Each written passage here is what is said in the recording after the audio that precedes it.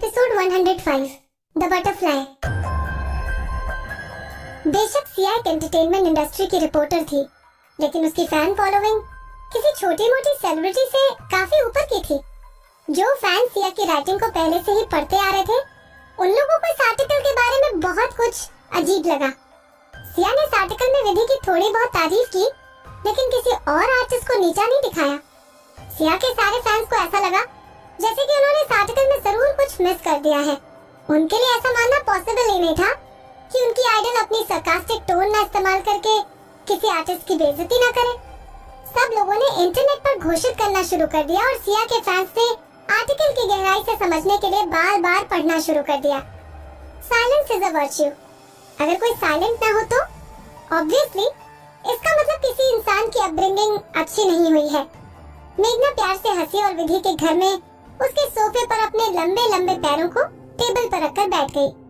तभी भी मेघना के पास टेबल के साइड में लेटा हुआ था। उन दिनों मेघना अक्सर विधि से मिलने उसके घर जाया करती थी। इसी वजह से उसके और टबी के बीच एक अच्छा रिश्ता बन गया था। टबी को लोगों की अच्छी पहचान थी। टबी हमेशा विधि के सामने अपना सर ऊंचा करके अपनी मौजूदगी का एहसास कराता था। हालांकि जब मेघना वहाँ आती थी तब वो किसी बिल्ली की तरह उसके पैरों से खेलता रहता था। विधि बहुत बहुत उदास थी। वो अपनी आंखों में नाराजगी भरकर टबी को देख रही थी, जो कि मेघना के सामने सीधा साधा बनने की एक्टिंग कर रहा था। मेघना ने अपने पैरों पर लैपटॉप रखकर ओपन किया और विधि को इशारा करके कुछ दिखाने को बुलाया। देखो, सब लोग कैसे डिस्कस कर रहे हैं कि तुमने चुप रहकर दूसरी कमजोर आर्टिस्ट को कैसे बचाया, और वही तुम्हारे कंपैरिजन में मुक्ति तुम्हारी तरह शांत नहीं थी। उसने सिर्फ आग को भड़काया ही नहीं, बल्कि अपनी बीमारी का झूठा नाटक करके सब लोगों को तुम्हारे खिलाफ बोलने के लिए खड़ा कर दिया। सच में मुक्ति की अपब्रिंगिंग बहुत बेकार रही होगी। विधि माउस का इस्तेमाल करके बाकी के कमेंट पढ़ने लगी, जिन कमेंट में लोग मुक्ति को क्रिटिसाइज कर रहे थे। मुक्ति और दीवा विधि दोनों एक ही जगह से बिलोंग करती थी, जिन्हें मिस्टर आरएफ कपूर ने अडॉप्ट किया था। हालांकि बड़ी बहन ने पूरी एंटरटेनमेंट इंडस्ट्री पर अपनी छाप छोड़ दी और छोटी बहन एंटरटेनमेंट इंडस्ट्री पर कलंक बन गई। ऐसा कैसे हो सकता है? मुक्ति को तो उसकी बड़ी बहन से कंपेयर भी नहीं करना चाहिए। मुझे नहीं लगता कि मुक्ति दीवा विधि की रियल बहन है। मुक्ति एक कैरेक्टर लेस लड़की है। काश दीवा विधि की जगह मुक्ति मर गई होती। हर कमेंट में लोग मुक्ति की इंसल्ट कर रहे थे, बल्कि लोगों ने तो मुक्ति को विधि की बहन मानने से तक इनकार कर दिया था। विधि ने जल्दी जल्दी सारे कमेंट पढ़े और अचानक से वो एक पोस्ट देखकर रुक गई। उस पोस्ट में मुक्ति की छोटी सी वीडियो थी, जिसको चुपचाप बनाया गया था। उस वीडियो में मुक्ति अपनी गाड़ी से उतर रही थी, तभी किसी ने उसके ऊपर पानी की बोतल फेंक दी और मुक्ति पूरी तरह से गीली हो गई। हालांकि ये कोई बड़ी बात नहीं थी, लेकिन लोग अपने अपने तरीकों से मुक्ति पर गुस्सा उतार रहे थे। उस पोस्ट पर लोगों के लगातार कमेंट्स बढ़ते जा रहे थे और अभी तक मुक्ति के कुछ डाई हार्ड फैंस उसे प्रोटेक्ट करने की कोशिश कर रहे थे, लेकिन उसे प्रोटेक्ट करने वाले लोग बहुत कम थे और उन लोगों को इंसल्ट करने वाले लोगों ने दबा दिया। क्या तुम खुश हो? मेघना ने हंसते हुए विधि से पूछा। मेघना और सिया की दोस्ती के बारे में काफी कम लोग जानते थे। उन दोनों की दोस्ती को काफी साल बीत चुके थे। हालांकि मेघना ने सिया से कभी मदद नहीं मांगी, लेकिन इस बार विदुषी की मदद करने के लिए मेघना ने खास तौर पर सिया को फोन किया और उससे विदुषी के फेवर में आर्टिकल लिखने के लिए कहा।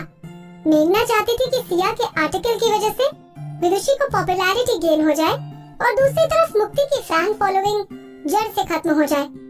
मेघना की मदद लेकर विधि को अच्छा लगा, लेकिन वो अभी तक अपनी फीलिंग को संभाल ही नहीं पा रही थी।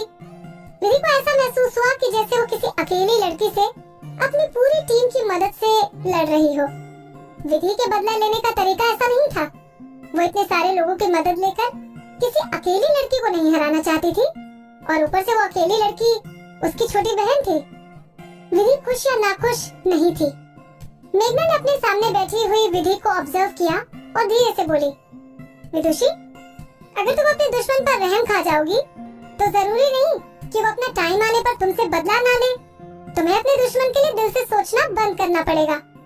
मुक्ति के बारे में विधि अच्छे से जानती थी, लेकिन वो मेघना को कैसे समझाए कि उसकी दुश्मन उसकी छोटी बहन है। विधि अपना सर हिलाने से पहले कुछ पलों के लिए शांत बैठ गई। असलियत में विधि नरम दिल की नहीं थी। वो अच्छी तरह जानती थी कि वो दुनिया किस तरह चलती है। लोग हर पल बदलते हैं, किसी को अपनी पलकों पर बैठा लेते हैं और किसी को जमीन पर पटक देते हैं।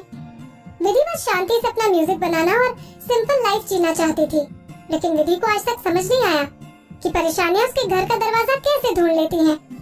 मेघना ने अपना हाथ विधि के कंधे पर थपथपाया और बोली, तुम बस अपनी सिंगिंग और म्यूजिक पर फोकस करो, बाकी सब तुम्हारे लिए तुम्हारी कंपनी संभाल लेगी। विधि दिल से थैंक यू बोलना चाहती थी। ये सब कुछ मेघना और मोहित ने मिलकर किया था। अगर ये दोनों विधि के साथ नहीं होते तो वो इस सिचुएशन को कभी नहीं संभाल पाती। सिया के आर्टिकल की वजह से वही हुआ जो मेघना चाहती थी। विधि की पॉपुलैरिटी का लेवल बढ़ गया। उसी समय मुक्ति ने अपनी सारी पॉपुलैरिटी को खो दिया। मुक्ति की गाड़ी के शीशों को तोड़ दिया गया और उसके ऊपर लोगों ने पानी की बोतलें बरसाई। हालांकि ये सब कुछ विधि के लिए इम्पोर्टेंट नहीं था। विधि के लिए सबसे अच्छी बात हुई थी मुक्ति के साथ दूसरी कंपनीज ने काम करने से मना कर दिया, स्पेशली एडवर्टीजमेंट के लिए। किसी भी कंपनी के अंदर इतनी हिम्मत नहीं थी कि वो मुक्ति को अपने प्रोडक्ट के एंडोर्समेंट के लिए साइन करे। हर तरह की मीडिया कंपनी ने पता लगा लिया कि टाइम म्यूजिक एंटरटेनमेंट की नई नवेली स्टार ने पीछे हटना शुरू कर दिया और जल्द ही इंडस्ट्री से बाहर हो जाएगी। हालांकि कौन नहीं जानता था कि वो डीवा विधि की बहन है। काफी दिनों बाद एंटरटेनमेंट न्यूज में एक चीज को लेकर फिर से हलचल होने लगी। टाइम म्यूजिक एंटरटेनमेंट का चीफ म्यूजिक प्रोड्यूसर, जिस म्यूजिक प्रोड्यूसर को डीवा विधि के लिए रिजर्व कर दिया गया था जब डीवा विधि जिंदा थी, उत्कर्ष सिंह, काफी टाइम तक फॉरेन कंट्री में रहने के बाद वापस आ चुका था। जैसे ही मेघना को इस न्यूज के बारे में पता चला, उसका दिमाग घूम गया। मुक्ति को बचाने के लिए उसकी रेस्क्यू टीम आ चुकी है। विधि उसकी बात सुनकर घबरा गई। मेघना ने लंबी सांस ली और आगे बोली, क्या तुम उत्कर्ष के वापस आने का पर्पस जानती हो? विधि ने अपना सर ना बोलकर हिला दिया। क्या तुम थोड़ा टाइम निकालकर एंटरटेनमेंट न्यूज को फॉलो कर सकती हो? विधि ने मेघना की तरफ देखा और उसको बुरा लगा। विधि को एंटरटेनमेंट न्यूज में जरा भी दिलचस्पी नहीं थी और उसको टाइम भी नहीं मिला। जब से उसकी छुट्टियां खत्म हुई थी, तब से अनिरुद्ध ने उसको दिन और रात बस गानों की प्रैक्टिस में लगा रखा था। वो पहले से ही सोचकर बैठी थी कि काश दिन में 24 घंटे होने के बजाय 48 घंटे होते। वो अपने 24 घंटे में से एंटरटेनमेंट न्यूज के लिए टाइम नहीं निकाल पा रही थी। विधि के चेहरे को देखकर मेघना को उसकी हालत का अंदाजा हो गया और वो लंबी सांस लेते हुए बोली, छोड़ो छोड़ो, भूल जाओ। अब जो मैं बता रही हूँ वो सुनो। डीवा विधि ने 10 साल पहले अपना डेब्यू किया था और उत्कर्ष ने डीवा विधि के लिए 10 साल म्यूजिक प्रोड्यूस किया। इन 10 सालों में उत्कर्ष ने किसी और आर्टिस्ट के लिए एक गाना भी प्रोड्यूस नहीं किया। तो तुम समझ सकती हो कि डीवा विधि के फैंस के दिलों में उत्कर्ष सिंह की क्या अहमियत होगी। जब से डीवा विधि की डेथ हुई, तब से उत्कर्ष ने सिर्फ एक डेब्यू सॉन्ग को प्रोड्यूस किया और वो मुक्ति के लिए था। मुक्ति का डेब्यू सॉन्ग प्रोड्यूस करने के बाद उत्कर्ष बिना किसी को बताए यहाँ से गायब हो गया। अब वो अचानक से आ गया है और उसने अनाउंसमेंट की है कि वो द बटरफ्लाई सॉन्ग को कंपोज कर रहा है। ये एक बहुत बड़ी न्यूज है। इस अनाउंसमेंट से सब लोगों का ध्यान मुक्ति से हट जाएगा। The butterfly? मुक्ति ने गाने के नाम को दोहराया और उसके एक्सप्रेशन बिल्कुल बदल गए। विधि को ये गाना अच्छी तरह याद था। पुरानी जिंदगी में उसका मर्डर होने से पहले ये गाना उसकी स्टेज परफॉर्मेंस में आखिरी गानों में से एक था। इस गाने को पहले किसी सॉन्ग्स की लिस्ट में अरेंज नहीं किया गया था और ये गाना विधि ने कभी रिकॉर्ड किया ही नहीं, बल्कि विधि के म्यूजिक प्रोड्यूसर उत्कर्ष सिंह, उसका मैनेजर चेतन मेहता और टाइम म्यूजिक एंटरटेनमेंट के स्टाफ मेंबर को भी इस गाने के बारे में नहीं पता था। ये अकेला ऐसा गाना था जो विधि ने कंपोज किया जब उसको आरव ने बंद कर रखा था। किसी के बारे में मत सोचो, कुछ भी मत कहो, एक शब्द अपने मुंह से मत कहना, लेकिन तुम मुझे बस हंस के दिखा देना। आंखें बंद करने से विधि के मन में इस गाने की टूटी हुई धुन बजने लगी।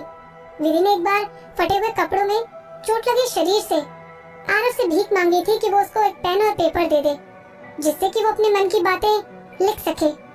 विधि ने पेन और पेपर के लिए आरव के सामने अपनी नाक रगड़ी और रोते हुए अपने जीने की आखिरी चीजों को याद किया। फाइनली आरव ने उसके ऊपर दया दिखाई और जिस जगह विधि बंद थी वहाँ से थोड़ी दूर एक पेन और पेपर रख दिया। विधि के पैरों से चेन बंधी हुई थी और पेन और पेपर लेने के लिए वो अपने शरीर को घसीटते हुए आगे बढ़ी। विधि ने जैसे तैसे दर्द सहा और पेन और पेपर को हासिल कर लिया। वो रोते हुए गाने की धुन को कागज पर लिखने लगी।